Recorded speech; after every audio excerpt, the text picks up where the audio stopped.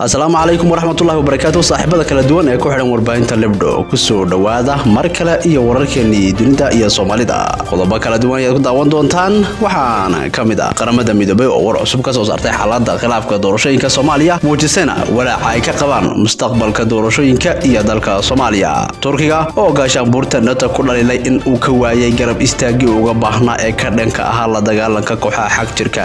ra'iisul wasaaraha wadanka Itoobiya oo madaxda ku meel gaarka ee gobolka Tigray kala hadlay xaaladda gobolka iyo qorshayaasha uu la damacsan yahay sidoo kale waxaad ku daawan doontaan madaxweynaha Iran iyo sidoo kale ra'iisul wasaaraha wadanka Jarmalka oo ka wada hadlay soo celinta heshiiskii burburay nukliyeerka Iran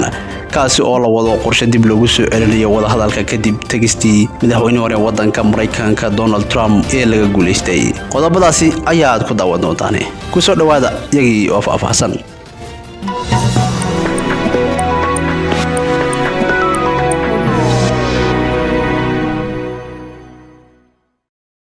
وهاجاك داوديال isku soo noqdo wanaagsan qaramada midoobay ayaa mar kale ku celisay walaaca ay ka qabto xaaladda dalka Soomaaliya iyadoo aan wali heshiis rasmi ah laga gaarin arrimaha doorashada oo xiisad hor leh ku abuurtay gudaha Soomaaliya kaaliyaha xogayaha guud ee qaramada midoobay arrimaha siyaasadda iyo nabadaynta haweeneyda lagu magacaabo Rosemary Annie DiCarlo ayaa sheegtay in lama huraan ay tahay in xalkama dambaysa laga gaadho ismarin waaga doorashada taasi oo wax u dhimi karta mustaqbalka Soomaaliya waxay ku baaqday in Soomaaliya dib loogu celin dagaalo sokeeyay iyo xasilooni darro ay ka soo dabaalatay isla markaana ay madaxda isku haya hanaanka doorashada isugu yimaadaan miiska wadahadalka Soomaalida waxay wada dheer u soo martay xasilinta dalka iyo u dhigista dhabaha nabad waarta iyo dimuqraadiyad doorashooyin loo dhan yahay waa lama huraan waxaan ka codsanaynaa madaxda Soomaalida inay dib u bilaabaan wadahadalka waxaan ku celinaynaa taageerada buuxda ayay tiri Rosemary Annie DiCarlo sidoo kale waxay madaxda Soomaalida iyo saamilayda siyaasadda ka codsatay inay dib u bilaabaan wadahadalka looga arinsanayo doorashada iyadoo ballan qaaday in qaramada midoobay taageero buuxda la garab taagan tahay hadalka qaramada midoobay ayaa imanaya xilli xaaladda Soomaaliya laga walaac xoogan isla markaana uu meel xasaasiya mariyo khilaafka ka taagan doorashada waxaana socda dadaalo ay beesha caalamku ku doonayso in la isku soo dhaweeyo dhinacyada waxaana caawa ilaa bari la filayaa shir uu ku baaqay madaxweynaha muddadiisu dhamaatay ee Soomaaliya Maxamed Cabdullaahi Farmaajo oo isugu yeeray madaxda maamulada iyo sidoo kale madaxda dawladda dhexe kaasi oo loo filayo inuu ka qabsamo magaalada Muqdisho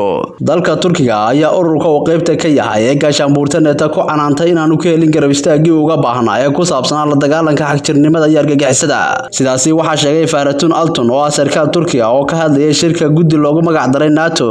2030 United for New Era oo ku saabsan sanad guurada 96aad ee saaxiib ee xubinimada NATO ee Turkiga sidoo kale waxa ugu baaqay madaxda shirka joogay ee xulafada NATO in uu Turkigu uga baahan yahay saaxiibtinimada NATO iyo garab istaaga ka dhanka ah falalka argagixisay ee ka socda qaybo kamid ah Turkiga si meesha looga saaro hanjabaadaha kala duwan ee Turkiga ay sida joogtada ah ugu soo dirayaan ururka loo yaqaan Alton oo uu hogaamiyo saaxiibkii hore ee madaxweynaha wadanka Turkiga Rajab Tayyip Erdogan kaasi oo lagu magacaabo Fathullah Gulen waxaanu Turkigu sidoo kale ururka ku canaantay inaanu ka helin arrimahaasi oo uga baahnaa isla markaana uu ka tirsanaya cadaalad darro ururka uu qaybta ka yahay ay ciidamadiisu ugu badan yihiin gaashaanbuurta NATO madaxweynaha wadanka Turkiga Rajab Tayyip Erdogan ayaa dhawaan Mareykanka oo qayb ka ah gaashaanbuurta NATO ku eedeeyay inuu taageero kooxaha xagjiriinta ee dagaalka kula jira dalkiisa sida kooxda PKK waxaanu madaxweyne Erdogan ku baaqay in haddii dalalka qaybta ka ah NATO ay dalkiisa ka deyn waayaan taageerada kooxaha nabadgelyo darrada ka abuuraya uu ka fiirsan doono ka simid ahaanshaha ururka gaashaanbuurta NATO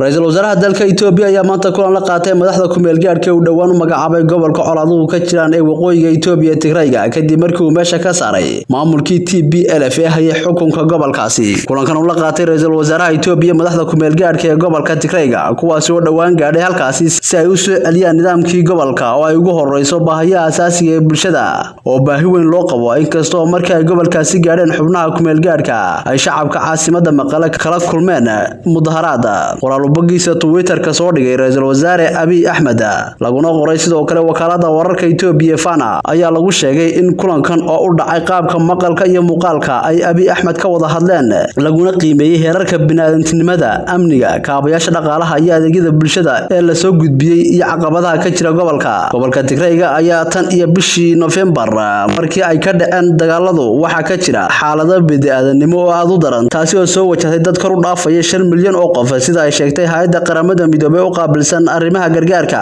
halka sidoo kale dawladda Itoobiya ciidamadeeda lagu eedeeyay inay ka geysteen gobolkaasi dambiyo dagaal oo ka dhana bini'aadantinimada kulankan ayaa sidoo kale warbaahinta Itoobiya waxa ay baahinayaan in lagaga wada hadlay qorshayaasha ra'iisul wasaare Abiy Ahmed ka damacsan yahay gobolka iyo maamulkiisa waxaana haatan gobolkaasi qayb ka mid ah ka socda dagaalo ay wajahayaan ciidamada dawladda federaalka Itoobiya halkaasi jooga kuwaasi oo ay wajahayaan ciidamada kooxda TPLF oo inta badan ku jirta buuraleyda gobolka Tigrayga madaxweynaha wadanka Iran Xasan Ruuxaani oo qadka telefoonka kula hadlay ra'iisul wasaaraha wadanka Jarmalka ayaa sheegay in aysan jirin wax wada oo xilligan u furan in dib loo bilaabo dhinacyada heshiiskii nukliyeerka ilaa laga dhaadhicinaya Mareykanka inuu ka qaado dalkiisa cunaqabataynta bini'aadanimo ee ka dhanka Iran wadahadalkan Arbacadii dhexmaray Angela Merkel iyo Xasan Ruuxaani ayaa waxa sidoo kale uu madaxweynaha Iran si cad ugu sheegay Angela Merkel in aan wax cusub lagu soo dari karin qodobada heshiiskii nukliyeerka ee hore la iskugu la gaaray 14 bishii Julaay sanadkii 2015 kaasi oo si wada jir ah u wada gaadheen lixda quwadeed ee dunida oo kala ah Mareykanka, Ingiriiska, Faransiiska, Jarmalka, Ruushka iyo Shiinaha iyo sidoo kale Iran oo qayb gaar ah ahayd waray dawladda Iran ka soo saartay khadka telefoonka ee dhexmaray labada hogaamiye Iran iyo Jarmalka oo ay baahisay wakaaladda wararka dalkaasi ee loo yaqaan Faris waxa ay sheegtay sidoo kale in madaxweyne Ruuxaani uu ra'iisul wasaaraha wadanka Jarmalka tusay sida aanu heshiiska magaciisa loo soo gaabiyo JCPOA u soconayn la'aanta midowga Yurub dhinaca kale hogaamiyaha Jarmalka Angela Merkel ayaa dhankeeda ku dheeraatay xaaladda heshiiska burburay ee nukliyeerka iyo sida ay muhiimka u tahay in dib loo bilaabo si meesha looga saaro ismarin waaga iyo khilaafka dheeraaday ee ku saabsan hubka nukliyeerka ee dawladda Islaamiga ee Iran guud ahaan badawada intaasi waxaan ku soo afmeeraynaa wartabinteennii habeenimo warkan warkaxintan ku kulmi doono nooli kulante